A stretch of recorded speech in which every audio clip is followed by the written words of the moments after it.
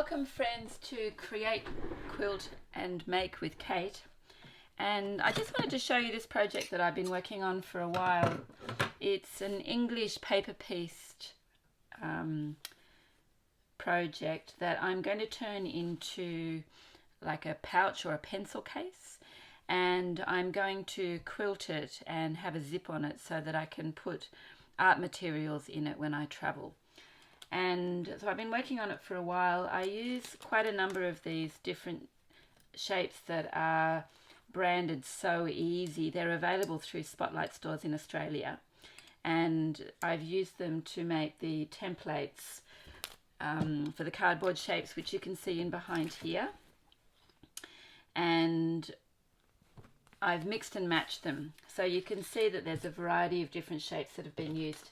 I have the diamonds and also the hexagons that have been used, and the smallest of the diamonds in the kit, so there's a small, a medium and a large, and the smallest of the diamonds have been used to make these shapes down in here.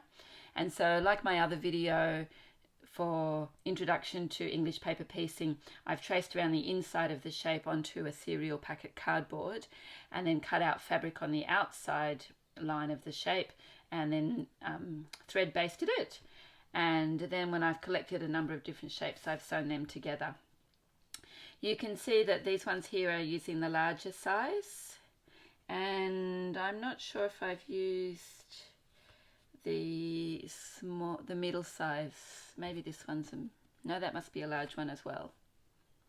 Yes, that one's a large one as well. And then these triangle pieces here are actually the same diamond shape, but I've only used the top half, and that allowed me to piece those pieces in. And basically you can English paper piece any shape you like. You just have to cut the template that's the correct shape and make sure that all of your angles are correct so that it fits in beautifully. And sometimes you can stitch the pieces together with a whip stitch, or these pieces here that haven't been attached yet, you can see that there's a larger hexagon underneath and the flowers on top are going to be appliquéd on, but I haven't got to that stage yet. As I get round the edge a bit further, it's becoming a bit more freeform, and you can see actually there's a rhombus shape. Is that a rhombus? So I can't remember what shape that is. Shape in here as well. So basically it's just making shapes so that I can put another one in there, so another hexagon will fit in there, and I'm pushing it out to the boundaries. These ones here are quite big. I think that I'm going to put some smaller decoration or hexagons on top of those. This one here was pieced in a different way, and I actually made an adjustment to the shape, so it is based on the diamond, but it has the hexagon base at the bottom, so you can see that that's the hexagon shape underneath. So you can cut the shapes to be whatever you like. I've obviously used a multitude of fabrics, and I've deliberately chosen to have this area here in sort of greens and yellows, and then this one here to be pinks and purples, so that there's a great variety. Here obviously it's a bit more orange.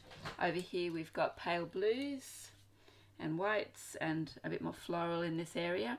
And so now I'm looking just to fill in the extra shapes that will take it out to the boundary.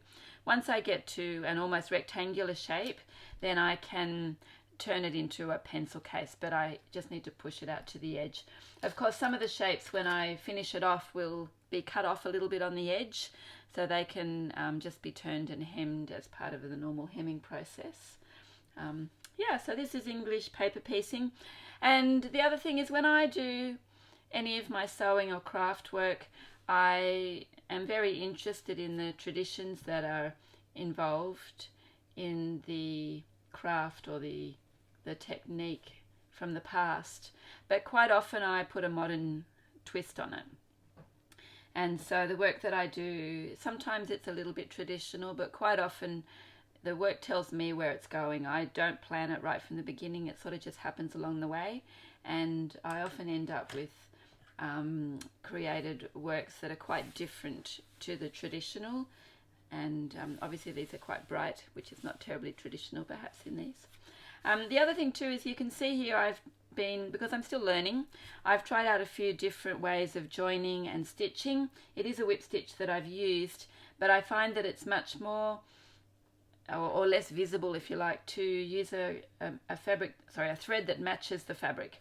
Here I tried grey. I found there was a website or a YouTube video that I had watched that recommended that a grey sort of disappears, but perhaps it's the way I've done the stitching, but I found that the grey didn't disappear.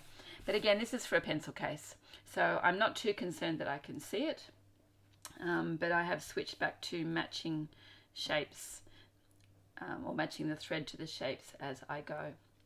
So yeah, so I'll keep you updated as I make more progress on this, and if you have any questions, please post in the comments, and I look forward to seeing you at the next one.